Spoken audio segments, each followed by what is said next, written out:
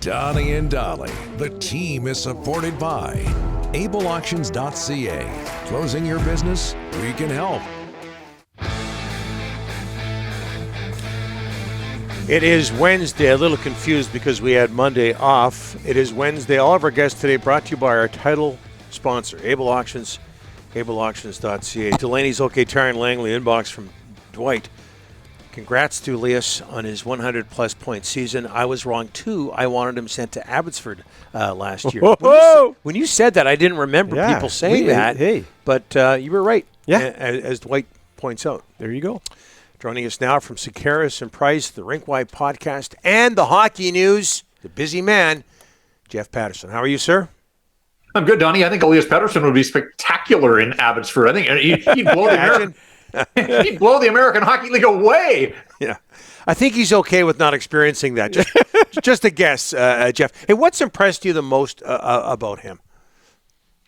I think the way that he's rounded out his game, the way that he's sort of dug in, the penalty killing, the late games, there's a selflessness to the way that he plays, and he's talked about the fact that, the better he's been defensively, it has led to more offensive chances. You guys were talking about the fact that so much of his production has come 5-on-5.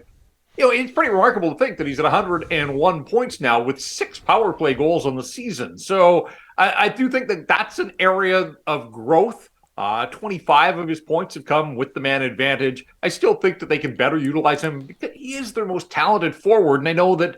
Look, the power play's been all right. I think it's 12th in the National Hockey League. It scored twice last night, but that's just the second time in almost 30 games that it's had 2 power play goals in the same game, and they continue to run over on that left side with Miller and Hughes. I'd like him to get a few more touches on the power play. I think it would help the power play, and it would also probably boost Elias Pettersson's point totals. But I guess, Donnie, the fact that he has elevated to 100-point status, and we know it's a short list in Vancouver over more than half a century.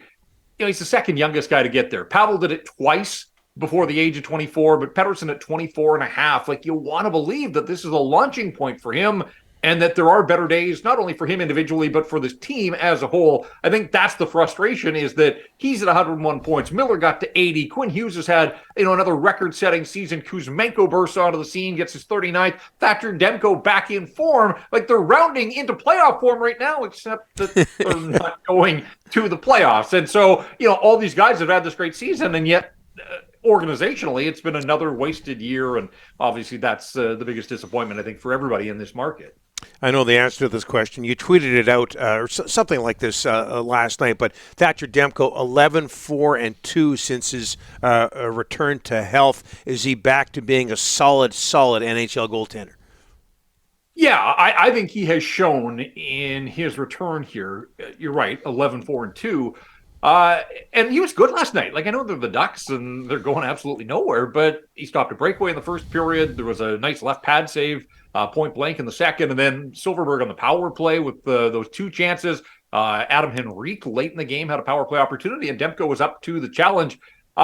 Look, it's cost the Canucks in their draft lottery odds. I get that, single-handedly, his return, but we knew that was coming, that when he got back, they were going to get goaltending. It was just a question of, where was his game? I have to think that you've got to look at that as a positive, though, big picture for the organization, that if they are going to take strides, they're going to need that kind of goaltending from Thatcher Demko. I know he likes to leave the bubble Demko label in the past, but even last year when, he was nibbling on the fringes of getting into Vezina, the conversation at the very least. I don't think he was ever a front runner last year, but he got a Vezina vote.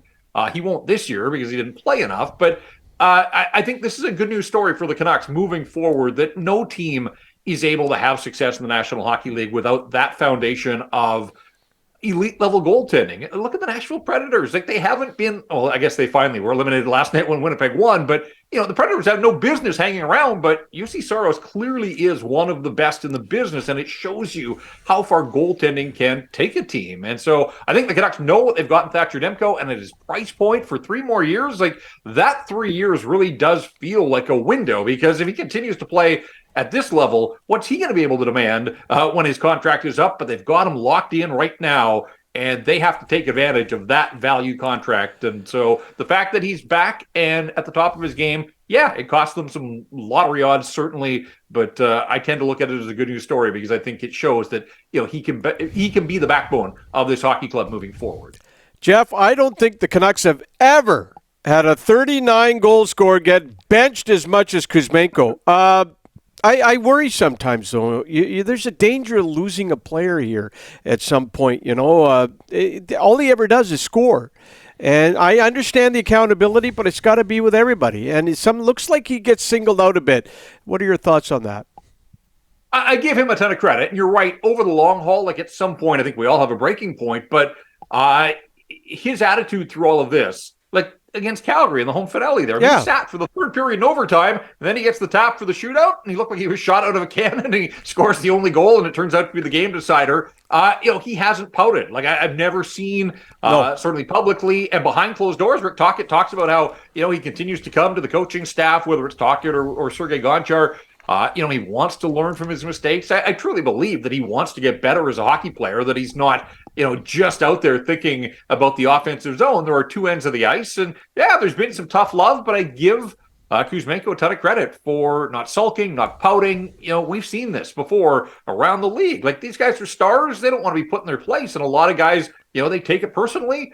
Whenever it happens, he just bounces back. But you're right. You don't want it to continue to happen. So hopefully at the end of the season, the exit meetings, they'll give him a list of things that he has to continue to work on. He'll have a summer. Now he'll have a baseline of life in the National Hockey League. He knows that he can have success offensively, but can he round out his game? But right now, it certainly feels like, there isn't friction between the coach and the player. Maybe a little bit in game, but it doesn't seem to linger. So, I'm not too worried about it. And I do hope that Kuzmenko can figure out the defensive side of his game, because you understand why he got benched in that Calgary game. There was that shift early in the third.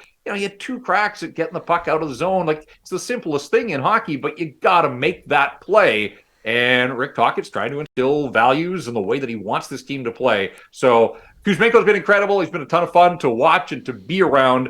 But I hope that he takes some of this to heart and just continues to round out his hockey game. Speaking of Kuzmenko, wonderful lead pass to him on his goal last night. Does Akito Hirose realize he's playing in the National Hockey League, Jeff? 6 games, Donnie. The body of work is 6 games now. He was up over 20 minutes in one of them. I think last night it was 17 and a half. The pass was incredible. 3 strides from behind his net to be able to process and have that vision, and then, put it on the tape in full flight. That was a thing of beauty. The fact that he's on the power play 6 games into his NHL career and doesn't look out of place and has 3 assists already. I didn't know what to expect of this guy, but I wasn't expecting him to be a half a point a game producer. 2 of them came in the same game, I know. But I just love the trust that the coaching staff already has in him. Not just the power play. We see lots of guys, whether it's a Kyle Burrows or Tyler Myers at the stage of his career, they kill penalties, but they don't play the power play as well, or Myers has at times, but not very much. But, a lot of guys do one, but not the other. And this coaching staff's got the trust in this guy 6 games into his NHL career. He's on the power play. He's on the penalty kill. Overtime. He's out late in games. He's in overtime. Rick Tocchet keeps saying there's something there. It really looks like there is something there. And it's going to be fascinating to see what, he processes out of the 6 games. I guess it'll be 7 by the time they're finished here in Arizona. What management has seen. Has he entered the conversation of full-time employment in the National Hockey League, at a reasonable price point? That's what the Canucks need. They've had way too many compensated players, bloated contracts on the back end. Yeah. If they're going to get control of their salary cap, they need some guy to come in on I know he needs a new deal, but he doesn't have leverage, so it's going to be a manageable contract moving forward. But already, I do think he's entered the conversation of, possibly a full-timer here next season. Yeah, you just assume that I get it, playing games at the end of this lost season, and then next season you play in Abbotsford, but watching him play, there's ice in his veins. Hey, very quickly, Jeff, first time we've had you on since Bo Horvat said what he said over the weekend for the Islanders. What happens when he returns to Rogers Arena next season? Does he get booed? Well, he certainly has changed the conversation, because it would have been a massive love-in. And I still imagine that the organization will, put this aside and have some sort of video tribute to him when he comes back. He was the captain here. We all know the history. But he has changed the conversation because they're only going to come back once. We don't know when that'll be until the schedule's released. But even after he backpedaled the other day, like that's still going to be the line of questioning when he returns and when we in the media have access to Bo Horvat next season. In his first trip back to Vancouver, it's not going to be about reflecting on all the great times here. It's going to be, did you mean what you said? Did you dislike, who was that aimed at? All those types of things. So yes, I understand that he tried to backpedal a little the other day. It was out of character for him, certainly, but I have to say I enjoyed it. And also the thing to remember in all of it is he was asked a question about the atmosphere in a building for a playoff push. Well, that's the biggest disappointment for me in the Bo Horvat story in Vancouver was not only did he not play much playoff hockey, he really wasn't involved in many playoff pushes because they were done by the end of February. That's it. And even last year under Bruce Boudreau, he was hurt for the final 10 games, so he wasn't available. So he was answering it honestly to a degree that he doesn't have a baseline to compare it to playoff pushes here. The only time that outside of his rookie season that he made the playoffs was the bubble in Edmonton, and there was nobody in that building. So it was out of character. It took me by a little bit of surprise, but I do think he got caught up in the moment. And also, he's got to play to that fan base. Like those are his constituents for the next 8 years. So I had no issue with it. I saw the entertainment value in it. But again, it surprised me just because Bo didn't really say much inflammatory or much that was inflammatory during his 9 years here with the Vancouver Canucks. Yeah, we want them to be honest, and then they're honest, and then we complain. Get back to one of your 10 jobs there, Jeff, or get back to all 10 of them. Thanks for this. We'll talk to you next week. Sounds good, guys. Thank you.